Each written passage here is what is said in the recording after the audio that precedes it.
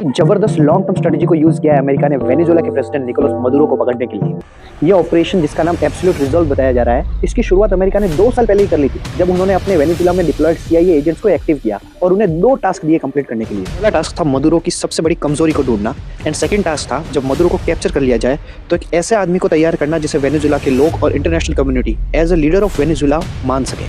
CIA ने ये दोनों काम बखूबी पूरे किए। उन्होंने मदुरो की सबसे बड़ी कमजोरी बताई कि वहाँ के लोग जो है वो मदुरो को बिल्कुल पसंद नहीं करते और मदुरो अपने मसल और मनी पावर की वजह से फेक इलेक्शंस करवाते हैं, खुद को ही प्रेसिडेंट घोषित कर लेते हैं और हर बार इलेक्शन जीत जाते हैं। मदुरो के बाद वेनेजुएला के लीडर के रूप में उन्होंने चुना मारिया कोरिना मचाडो को, जो मदुरो की पॉलिसीज की सबसे बड़ी क्रिटिक थी। मचाडो को फेमस करने के लिए क्या जबरदस्त स्ट्रेटेजी यूज की सीआईए ने। उन्होंने ट्रम्प को या तो ये सब कुछ बताकर या उन्हें बिना बताए उनके दिमाग में ये बात डाल दी कि नोबेल पीस प्राइज इस बार ट्रम्प को ही मिलना चाहिए। ट्रम्प जिस भी प्लेटफॉर्म पे गए वहां उन्होंने कहा कि इस बार नोबेल पीस प्राइज उन्हें ही मिलना चाहिए और इसीलिए पूरी दुनिया की नजर थी कि इस बार पीस प्राइज किसे मिलेगा। एंड गेस वो किसे मिला?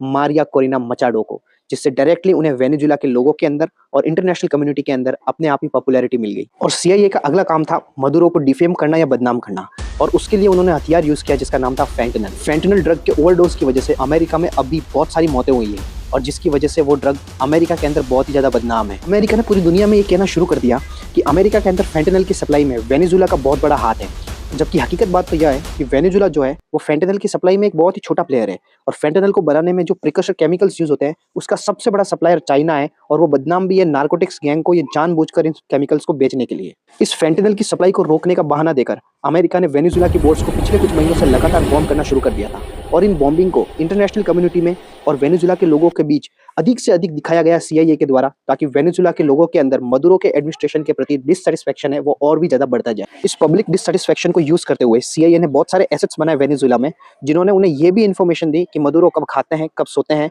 और किस समय किस जगह पर होते हैं। अमेरिका को पहले से ही पता था कि दुनिया में सिर्फ एक ही ऐसी कंट्री है जो वेनेजुएला की हेल्प कर सकती है और वो है रशिया, जो खुद ही पहले से वॉर में इन्वॉल्व है और इसीलिए रशिया अमेरिका को चैलेंज नहीं कर सकता। इसीलिए लोहा गर्म देखते ही अमेरिका ने भेज दी अपनी डेल्टा फोर्स को सीधी वेनेजुएला और मदुरो के घर पे जाकर उनको और उनकी वाइफ को कहा कि चलिए अमेरिका घूम के आते हैं। कंट्री के प्रेसिडेंट को इस तरीके से उसी की कंट्री में घुसकर उठा के ले जाना कहां तक सही है? आपको क्या लगता है?